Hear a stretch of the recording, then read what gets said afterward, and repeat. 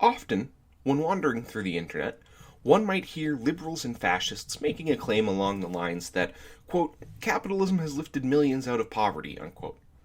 This claim has always confused me a bit, and after having encountered it numerous times recently, I decided that I should investigate and interrogate the point a bit more than is usually allowed for in political discourse, both for my own satisfaction and to make it easier for everyone to engage with this claim in an honest and useful way. I'm here asking the question, why do people say this? Both to examine the truth value of the statement and its efficacy within an argument. As will be made clear, I find it lacking on both fronts. Part 1. Epistemological laziness. The thing that always stands out in my mind when discussing this subject is that, in short, no one could possibly hope to be able to prove their claims about the supposedly uplifting nature of capitalism.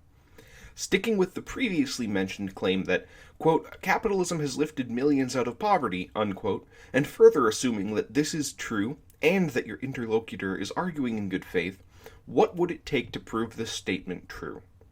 How could an honest person actually demonstrate the truth value of this statement? What would they have to mean when they say this in order for it to be true? Seriously, spend a minute thinking about that.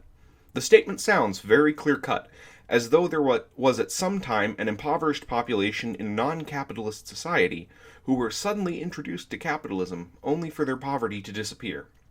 But are there actually any examples of this happening? Tracing the origins of capitalism back to the late Renaissance in the Netherlands and England, has such a thing ever happened? The closest events I can imagine might be applicable are the scramble for Africa, the conquest of India by the British, the various Western invasions of China during the early industrial period, and the capitalist restoration in the Eastern Bloc. Did any of these events lead to the lifting of those affected out of poverty? Did any of these events lead to the lifting of those affected out of poverty? Even the most cursory study of modern history leads to the conclusion that the three former events began eras of violence, humiliation, and deprivation for the native populations, unprecedented in their histories. Eastern Europe is more strewn with propaganda than the others, but with good reason. Time and again, polls have shown that the populations of most of the Eastern Bloc preferred life under socialism. For a concise demonstration of this, I offer Michael Parenti, who collected and summarized sufficient evidence of this in his book, Black Shirts and Reds, in particular in chapters 6 and 7. Showing that capitalist restoration has brought ruin to the populations of Eastern Europe and a grinding poverty from which these peoples are only now, 30 years later, starting to recover. Parenti himself uses a variety of sources which I encourage anyone to check. In regards to simple, clear-cut examples of capitalism lifting people out of poverty, it seems that there aren't any. Perhaps the intention of the quip is to suggest that the slow development over centuries from feudalism into capitalism constitutes the alleviation of poverty. This holds at least some water, as we can say with certainty that the living standards in many capitalist countries have risen well above what they were under feudalism. However, this creates another problem. By what standard do we measure poverty over such a long period of time? In modern times, at least in America, poverty is measured by comparing post-tax income, size of the household, and cost of living with a specific formula. This method is quite helpful when discussing modern times and advanced consumer capitalism, but becomes quite useless when we put it into a historical perspective. For example, how would one even begin to measure the poverty of someone living in America in the year 1800? They pay no income tax, as there is none. They are not likely to make a wage, as a solid third of the population are slaves and half the population are women who have no income at all. You're more likely to live in a more traditional, multi-generational house, and likely afford your own needs by your own labor. Clearly, this standard does not work, so perhaps something material, like access to running water, electricity, or medical care, is the benchmark of poverty that capitalism has lifted people out of.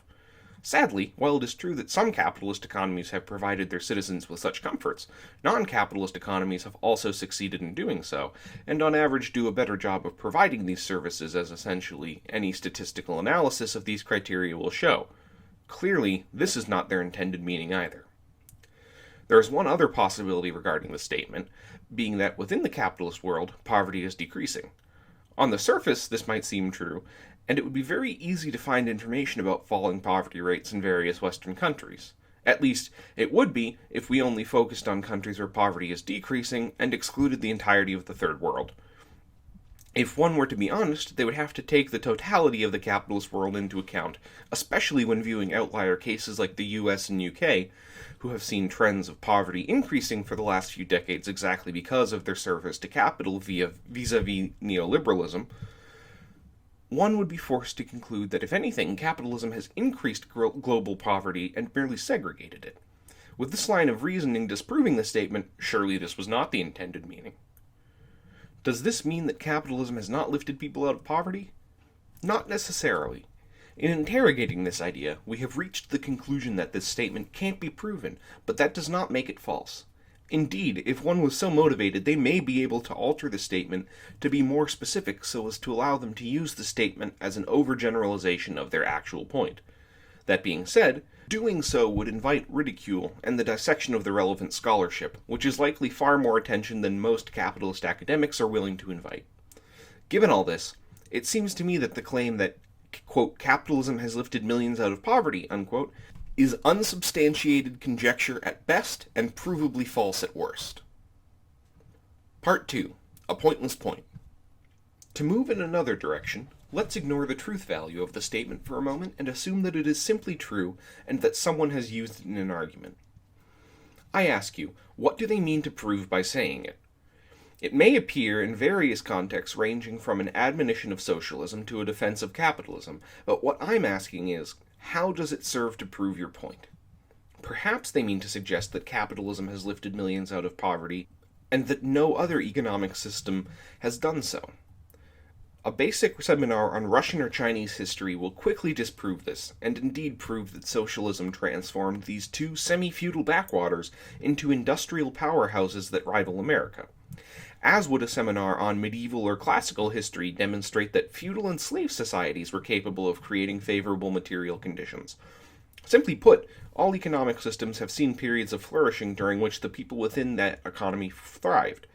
This is not to reflect on the necessary social and material relations that structured said economies, but rather to point out that capitalism is but one of many practically functional economic systems. Perhaps they mean to suggest that, in terms of absolute numbers, more people have been lifted from poverty under capitalism than under any other economic system, and that as such it should be the preferred economic system of those concerned with fighting poverty. Curiously, they fail to explain why those impoverished who take action to improve their circumstances seem always to be aided by socialists and opposed by liberals and fascists, and why the most vocal proponents of capitalism are hated by the poor and disenfranchised. Even were it to be the case that capitalism has lifted so many out of poverty throughout its history, it could be rendered useless by pointing out that capitalism has been around in some form or another for about 400 years, but socialism was first built in the USSR in the early 1930s. It is impossible to suggest in good faith that socialism should be expected to outperform centuries of historical development of capitalism in less than a quarter of the time capitalism has had. Regardless of whether or not capitalism could accurately be claimed to be the least impoverishing economic system, this line of reasoning does not prove that to be true, but simply that capitalism has done some good. Perhaps they mean to suggest that capitalist states have less poverty than socialist ones. Aside from the fact that socialist states, by the nature of socialism, don't allow for material deprivation insofar as they guarantee food, housing, healthcare, education, and employment to all of their citizens, quickly glancing at India, Africa, or Brazil will demonstrate the farcical nature of that claim. In such places, capitalism has driven these populations further into poverty, and in India in particular has stripped the nation bare since its introduction and left it economically debased. Even simple internet searches will show that poverty in the wealthy capitalist nations is becoming an existential problem for much of the populations. Simply put, if this was the intention of the claim, it was foolish and unfounded. Part 3. Bad faith. I here considered the intentions of one's capitalist interlocutors, assuming that they were operating in good faith. How does the statement change if I no longer assume that, but instead assume it was made in bad faith? It becomes clear that two kinds of people might make this statement.